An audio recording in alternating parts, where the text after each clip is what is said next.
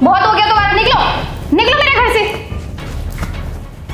देखो अब मुझसे नहीं होगा तुम्हारा और खर्चा। अब तुम इस घर में तभी आना जब तुम्हारी जॉब लग जाए और जब तुम हम दोनों के खर्चे उठाने लायक हो जाओ। समझ गए तुम? मैं अपने खर्चे उठा लूं वही काफी है। निकलो मेरे घर से अब तुम, निकलो।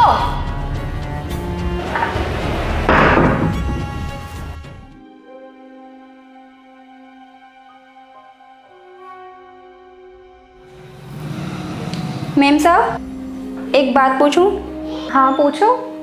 साहब कहाँ गए हैं? बहुत देर से दिखाई नहीं दे रहे हैं। मैंने ना तेरे साहब को आज घर से हमेशा हमेशा के लिए बाहर निकाल दिया है। मैम साहब, आप मजाक कर रही हो ना? अरे नहीं, मैं कोई मजाक नहीं कर रही हूँ, मैं सच कह रही हूँ। मैंने तेरे साहब को आज घर से हमेशा हमेशा के लिए बाहर निकाल दिया है। अरे तुम करते क्या थे? सारा काम तो मैं ही करती थी। घर का राशन, बिजली का बिल, घर का रेंट सब तो मैं ही भरती थी। उनका क्या काम था? सिर्फ घर में रहकर मुफ्त की रोटियां तोड़ने का। लेकिन मैम साहब, हालात तो अभी ख़राब हुए ना, उससे पहले तो सब ठीक चल रहा था।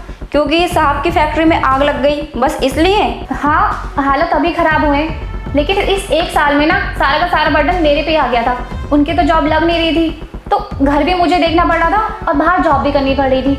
एंड यू नो व्हाट, मेरे से नहीं हो रहा था ये सब, इसलिए मैंने ना उन्हें घर से ही बाहर निकाल दिया। वो ना सिर्फ मेरे सिर पे मुसीबत के मुसीबत, मैंने मुसीबत ही खत्म कर दी। अब क्या ही करना है मुझे?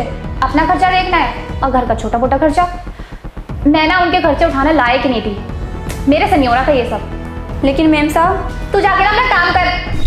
बड़ी आई मालिक की तरफदारी करने, ज़्यादा ही सर पे चढ़ा रखा है इन्होंने इसको। ठीक है।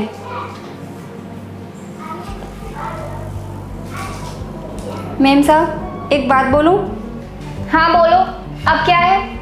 छोटा मुंह बड़ी बात, लेकिन साहब बहुत अच्छे इंसान हैं और मेहनती भी, मेहनती के साथ साथ खुददार भी। मैम साहब, आज उनके हालात ख़राब हैं, लेकिन आज तक उन्होंने आपसे कभी झूठ नहीं बोला। जल्द उनके हालात ठीक हो जाएंगे, लेकिन आप उनका साथ तो दो। आप खुद सोचो, जब उनका काम ठीक चल रहा था तो वो आपका कितना ध्यान रखते थे, कितना खुश रखते थे आपको। वो आप जो मांगते थे आपको वो ला कर देते थे। मुझे याद है मैम साहब कि आप कितना खुश रहते थे। और आज उनका बुरा वक्त आया तो आपने क्या किया? आपने साहब को धक्के मारकर घर से बाहर निकाल दिया। मैम साहब, एक बात बोलूं? जब आपकी साहब से शादी नहीं हुई थी ना, तब मैं एक बार बीमार पड़ गई थी और सारा खर्चा साहब ने किया, लेकिन साहब ने आज तक मुझसे 1 रुपया तक नहीं मांगा। मैं साहब की कोई तरफदारी नहीं कर रही, लेकिन साहब बहुत नेक दिल इंसान है।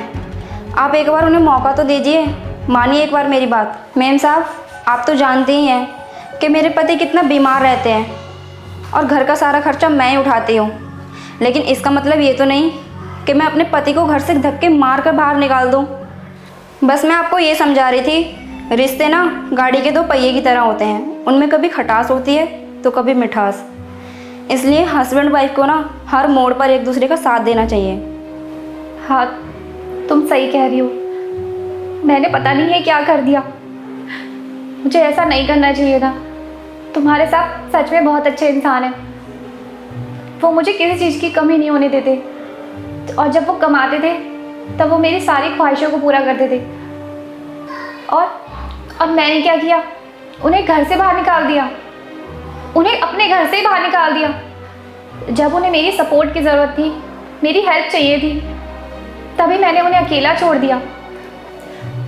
अरे मैं चंद पैसे क्या कमाने लगी, मुझ में घमंड आ गया, गुरूर आ गया कि मैं ही हूँ इस घर को चलाने वाली। और मैं ये भूल गई कि जब वो कमाते थे तब वही इस घर को चलाते थे, वही मेरी सारी ज़रूरत पूरा करते थे।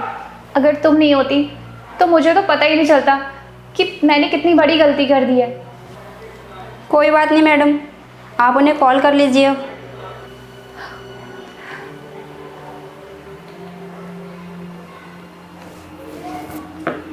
Hello, I am sorry, please घर आ जाओ।